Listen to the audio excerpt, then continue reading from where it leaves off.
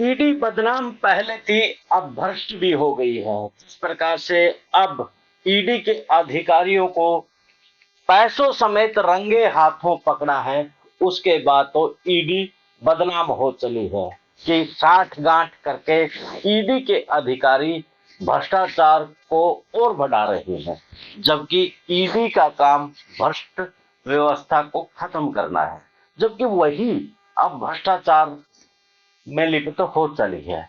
तो ऐसे में क्यों हो चली है, बड़ा सवाल यही है। और इसके साथ में जिस प्रकार से राजनीतिक नेताओं के ऊपर, खासतौर पर जो विपक्ष है, विपक्ष के ऊपर जो ईडी की छापेमारी हो रही थी, उससे सवाल तो खड़े हो रहे थे, अदालत भी सवाल खड़े कर रही थी। आखिरकार रंगे हाथ पकड़े जाने के बाद ईडी अब सीधे तौर पर भ्रष्ट मानी जा रही है। तो ऐसे में क्या कुछ खेल कहां पकड़े गए, ईडी के जो अधिकारी है, कौन से राज्य की सरकार ने उन पर कार्रवाई की है, करते हैं इस पर चर्चा से पहले विश्व प्रेम न्यूज और हरियाणा न्यूज फ्लैश को आप शेयर और सब्सक्राइब के साथ देखते देखते फॉलो भी कर लें। सभी को नमस्कार, राम, मैं कुलदीप खैलवाल, विश्व प्रेम न्यूज और हरियाणा न्यूज फ्लैश। आए दिनों ईडी के छापे अक्सर हम मीडिया और सोशल मीडिया में सुनते हैं। फिलहाल राजस्थान को लीजिए, यानी कि जहां पर चुनाव होते हैं, ईडी खास तौर पर वहां प्रैक्टिस हो ही जाती है। और अब जिस प्रकार से राजस्थान के अंदर लगभग 17 लाख, जो मीडिया की रिपोर्ट्स हैं, 17 लाख रुपए लेते हुए रंगे हाथ ईडी के अधिकारी पकड़े गए हैं। यानी कि जिस प्रकार से पहले भी ईडी के जो पवन खत्री हैं, जो ईडी के असिस्टेंट डायरेक्टर हैं, वो भी पकड़े गए थे।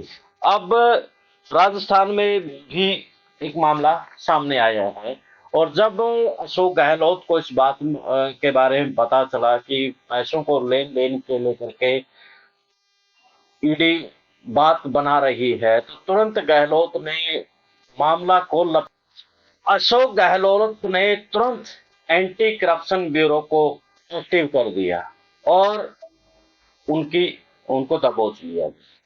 यानी कि नवल कुमार मीणा 17 लाख रुपए लेते हुए रंगे हाथों पकड़ा गया। अब ईडी का भी क्या कसूर है, जिस प्रकार से अगर हम देखते हैं, अजीत पवार है या और भी बड़े नेता हैं जो बड़ी मुश्किल से फाइलों को खोलते हैं, जांच करते हैं, सब कुछ करने के बाद नरेंद्र मोदी और शाह की जोड़ी उसे लाल बत्ती की गाड़ी दे देती है।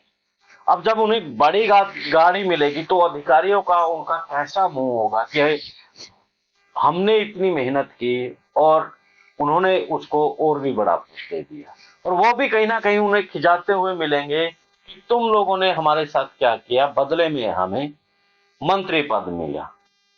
तो इसी प्रकार से कहीं ना कहीं अब ईडी के जो अधिकारी हैं वो भी भ्रष्ट हो चले हैं। अरविंद केजरीवाल है, चाहे हेमंत कुमार बिस्वा, नहीं सॉरी, जो झारखंड के मुख्यमंत्री हैं, तमाम जो मुख्यमंत्री और नेता, अभिषेक बनर्जी हैं, तो वो अब ईडी के समन पर जा नहीं रहे हैं। वो इसलिए नहीं जा रहे हैं क्योंकि मामला उन्हें समझ में आ गया है कि ईडी भी अब भ्रष्ट हो चली है, वो भी राजनीतिक नेताओं के इशारे पर चल रही है।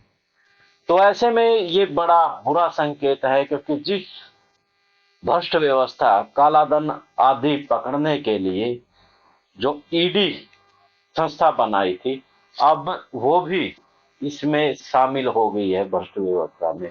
तो कैसे भ्रष्टाचार खत्म होगा, बड़ा सवाल यही है। अब कहीं ना कहीं उनके ऊपर नैतिकता के आधार पर या किसी भी प्रकार से शाह और मोदी भी इस पर प्रेशर डाल करके अगर चाहे तब भी वो शायद नहीं कर पाएंगे, क्योंकि जिस प्रकार से उनको बना दिया गया है, भ्रष्ट नेता उनको, भ्रष्ट अधिकारी उनको बना दिया गया है। खैर, इस मामले में आपकी राय भी जरूर दीजिएगा कमेंट्स बॉक्स में कि जिस प्रकार से ईडी के अधिकारी अब पकड़ते जा रहे हैं, तो क्या ईडी की साख खत्म होती जा रही है। अगर ईडी की साख खत्म होगी तो कैसे देश से भ्रष्टाचार खत्म होगा? आपकी राय कमेंट्स बॉक्स में आप जरूर दें। देश और प्रदेश के लिए देखते रहिए द विश्व न्यूज और हरियाणा न्यूज प्लस। अब मुझे दे इजाजत, मिलते हैं एक नए मुद्दे और विश्लेषण के साथ। जिंदाबाद।